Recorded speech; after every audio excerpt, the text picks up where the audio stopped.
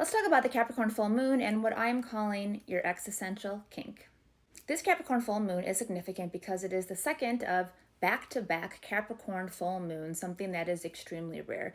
And this is significant because Capricorn has been an energy at the center point of the incredible transformation we have all been undergoing individually and as a collective for the last 16 years, but especially the last 4, as everything with 2020 that was activated by the Saturn-Pluto South Node conjunction in the sign of Capricorn. Capricorn represents everything that's big, business, government, your legacy.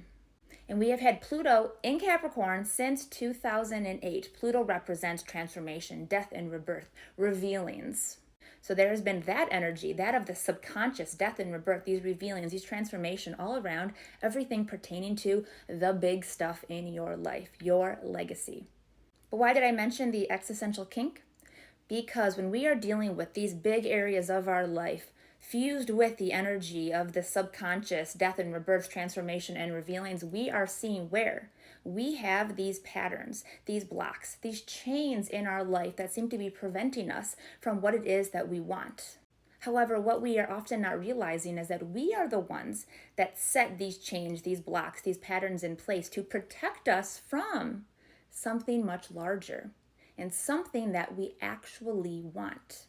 The reason I'm calling it an existential kink is because somewhere along the line, pleasure and pain got twisted as you convinced yourself that it is safer to not get what it is you want versus dealing with the consequences of receiving. And why might this be? Well, maybe it's because you actually want something, but you fear getting it because getting that very thing will come with all sorts of responsibilities, all sorts of seemingly problems that you just don't want to actually deal with. So what do? You put up blocks, you put up chains, you put all these patterns in place to prevent you from getting that thing when actually what you need to do is own whatever that wound is that you are trying to keep safe instead of needing to protect it with more pain. Heal it, integrate it so you can rewrite your story and you can move forward in a new way. This is why shadow work is essential. So right now, reflect. What is the running story in your life? What is the problem? What is something that you just cannot break free from? That right there, my friend, is your existential kink, because even though you hate it, you actually love it because it is in some shape, some form keeping you safe from the pain. You got to own the pain. Own the pain, integrate the pain, because it's not actually that big of a deal. This is how you begin rewriting your story and moving forward the new chapter. This full moon is extremely pivotal because it's happening in human design gate 60. Gate 60 is the end of the mandala. It is the energy to transcend limitation through acceptance and ultimately have this feeling, this desire to birth something new, a new story. And why am I saying story? Well, opposite where the moon is in gate 60, we have the sun in 56. 56 is the energy of the wandering storyteller. This energy reminds us that life is shaped by the stories that we tell both ourselves and others. And we have to remind ourselves that it's not actually about what happened to us, it's about the meaning we have assigned to it and the story we have created in response.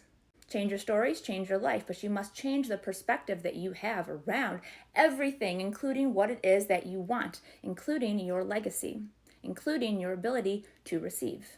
However, with this energy, there might be a pressure just to that's it, old chapter done, new chapter, going on with the new chapter. And while this is supportive of this energy, there's a lot of different aspects interplaying here where it's also about waiting for the right time. So use this very mutative energy to get clear about what it is you want, where it is you want to go, what has been the blocks, how can you heal, how can you integrate, how can you write a new story. But still, it's about waiting for the right timing. It's the idea of, say you have this plant, you want to plant this plant because you want it to start getting the flowers. Well, it's winter maybe, right? So you don't want to plant it then. You want to tend to it in a different way.